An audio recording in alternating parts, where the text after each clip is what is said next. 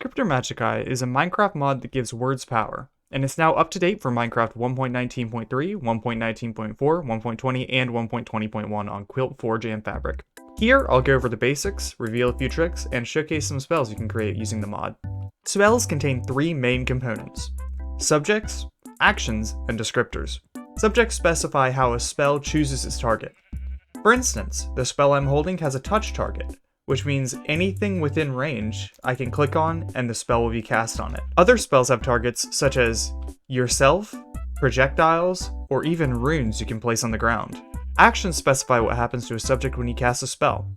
For instance, since I'm using a break block spell, whatever I'm targeting will be broken. Some actions only work on specific types of targets, and some actions do different effects depending on the target. Experiment to find out what does what. Descriptors can affect spells in different ways. For instance, the descriptor on this spell changes the color of the spell, affecting any runes, projectiles, or other colored spell effects. There are other descriptors that may do things such as strengthen a spell, change when it can be cast, change what it's cast on, and more. Each spell action can be affected by multiple descriptors, and some descriptors will even combine to produce completely new effects. Read existing spells and try out new combinations to find out what you can achieve.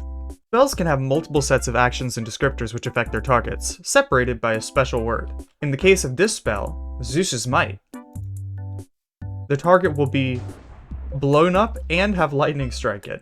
Two very powerful effects. Check out spells like this and compare and contrast other spells to find out how you can combine effects effectively. So far I've been casting through Spellbooks, but spells can also be cast through chat. This allows you to test out spells before you write a book, or cast spells that you only think you're going to use once or twice. For instance, I have Scorpion's Chain, which I can use through this book, but I can also use it through chat. Bear in mind that spells cast this way will have longer cooldowns, and can negatively impact your health. Here I have some ancient tomes. These rare books spawn in loot or drop from bosses, and can be used to uncover new spells. Until you've found all the spells of a tier, an ancient tome will reveal unique spells, and won't duplicate any. Each tier of tome is increasingly rare and difficult to find, but contains increasingly more powerful and unique effects. Some of the best effects can be found in tier 4 tomes called exquisite tomes. These tomes contain words that can add strong effects, strengthen other effects drastically, and even cheapen spells outright. In addition, villagers will trade tiers down for you, usually offering 2 or 3 of a lower tier in exchange for a high tier book. If you're having trouble finding loot, defeating bosses and trading down tiers might be a good way to get books. Ancient tomes are the primary way of discovering new words in a world. If you discover an ancient tome with a particularly powerful word, you can either keep it to yourself, or you can share it with the world around you. Spells in Scriptor Magicae can be difficult to parse unless you compare them. One of the easiest ways to compare spells is to find out what they have in common by looking at the spell effects, and then comparing the words contained within. For instance, I have 2 spells here which each use projectiles: Lag Bolt and Remote Ouch. By comparing these spells, I notice that they have different colors, and they have different effects on cast, so they're not likely the same kind of spell, meaning that projectile is probably the only word they have in common. If we compare the 2 spells, we do see that there's only one word in common between the 2 of them: this first word. As such, we can probably estimate that this is a projectile. Since both these words already have a descriptor, we can tell that the subject is in the first slot in this world. Since spells are in different orders in each world, it's important to pay attention to where each word lies in the spell. Since we know this now, we can change this repair spell to cast using a projectile. At the moment, it casts on the first valid item in our inventory, but if we want to cast it as a projectile, we can simply replace the word. And there we go. Identify scrolls will spawn in regular loot chests and can be traded from villagers. These are relatively rare, but can give you great insight into a spell. By simply picking it up in your inventory and right-clicking on an existing spellbook, it will reveal details about all the components of the spell. These won't tell you everything about a spell, but will help you find out what certain components mean when they're less obvious. For instance, in Healing Hands, this Identify tome has revealed that one of the words strengthens the spell, which may not otherwise be obvious.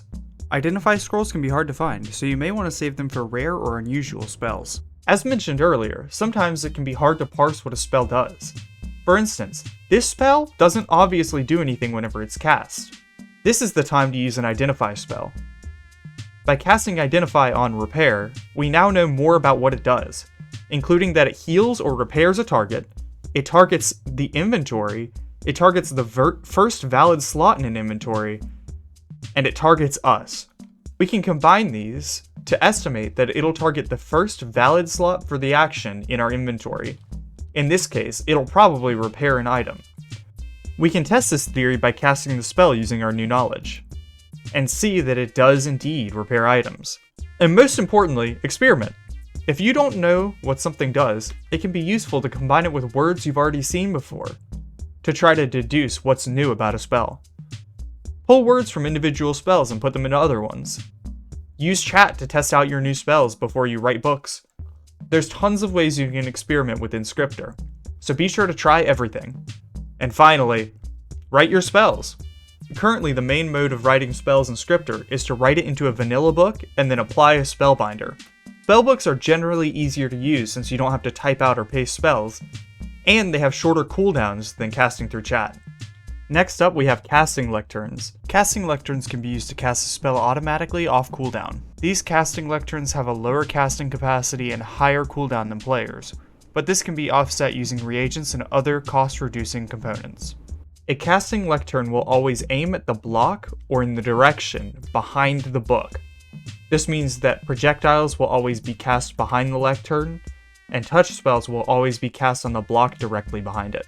Casting lecterns can also be used with casting crystals. These are used to change the effective self-target of spells. This is useful for moving items around and applying buffs to nearby players, as well as other things. For instance, here I have a repair spell, a broken diamond pickaxe, and a player-focused crystal. I can attune the crystal to myself by right-clicking, apply it to the lectern, and then place the repair spell within, and it will begin casting on me automatically. That being said, casting crystals only have a range of 16 blocks, so if you leave this range, or if you add a crystal that targets a block outside of this range, it will not work.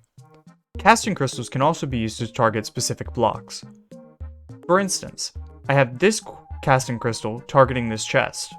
If I use this spell, which removes an item from an inventory and places it into your own, then I can use it to move items from this chest into this chest, or from this chest into this chest.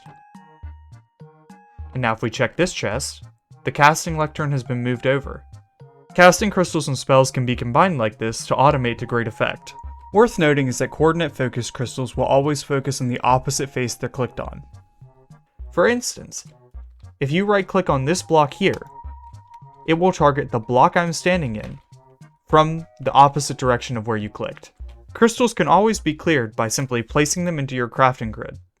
Next, let's go over some basic crafting recipes. Any spellbook you have can be crafted into a book by combining it with a mundane leather binder.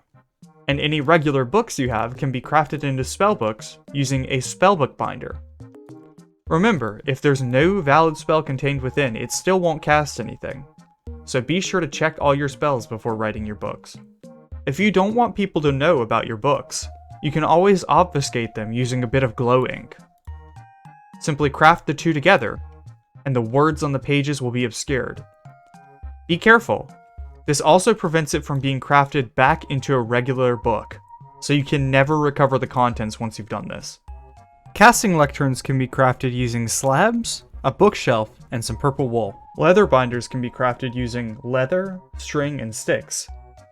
And spellbook binders can be crafted using leather, purple wool, gold, and string. Next up, we have some useful default spells. Break Block is a useful spell in case you ever forget your pickaxe. It's good for mining basic blocks, like sand, stone, and wood. Another useful default spell is Heal Self. This is a tier 1 spell that you can find out in the world. If you ever hurt yourself out of combat and have time to heal, Heal Self can be a great utility, because all it costs is time. Lastly, we have Train Bullet. This is another default tier 1 spell that I find useful. This spell can be used to teleport yourself wherever you're looking using a projectile. It can be handy for getting in and out of tight spots, and down into places like ravines. Be careful though, you might get yourself somewhere where you can't get back out. Here are some spells that might not be as obviously useful, but can teach you a lot about the way that spells work. Zeus's Might, a spell I mentioned earlier, is a great example of combining two effects into one spell. A cheap trick is a rare, tier 4 spell, which does not appear to do much, but actually contains one of the most powerful components in the game. This spell contains a descriptor which flatly halves all cost, without any drawback. If you can, try to find this spell in your world. And one last spell that's useful for learning the mod is Phantom Thief. This is a deceptively complex spell, which can be used to teach inventory targeting and help you start to automate your base.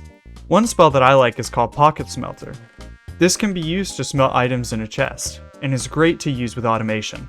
Another useful spell I'm fond of does require you to get very late into the game, but comes in handy quite often. It's a simple spell that just breaks blocks far away from you. And that's it. Now it's time to get into the nitty-gritty. Customization. This mod wasn't just made in a vacuum. It was also made to be used with mod packs and other mods. So, I added a bunch of customization to match. Every single tome can be customized with data packs. You can disable default tomes, add new tomes, customize the names and authors of existing tomes, and disable components outright by removing any tomes that mention them. Data packs also allow the customization of reagent components. If you want to make a certain item work as fuel for a spell, just add it as a reagent, and add it to some spell so it can be found. And lastly, the mod's config allows you to configure spell cost limits. For example, you can make the limit on spells 0 for every casting type, requiring your players to use reagents to cast any kind of spell. This lets you balance the spells and everything else in the mod to your liking. That being said, in spite of all of this, Scriptor is nowhere near done. There's plenty I want to add to the mod, such as more words to add better automation support, more combat spells, magical crafting recipes, as well as new casting modes like magic circles, casting tools, permanent magical enchantments, one-time use scrolls, and all kinds of other things. And while I'm at it, I would love to make the mod more customizable by adding intermod compatibility, allowing you to customize individual spell components, allow custom lexicon generation, and more. If you have a suggestion for Scriptor, don't hesitate to let me know. Leave a comment down below, open an issue in the GitHub tab, join the Discord, anything. If you like this video, be sure to subscribe, because I am almost certainly doing more of these in the future. I love making mods for video games, and I'm certain that more of them will require explanations, so be sure to stick around for those. If you like Scriptor specifically, there's download links in the description on CurseForge, Modrinth, and GitHub releases. If you want to hear more about mod updates, or if you want to add suggestions, anything like that, be sure to join my Discord. There's a link in the description, or you can just go to dc.blur.lol. And I hope you enjoy your day. Take it easy.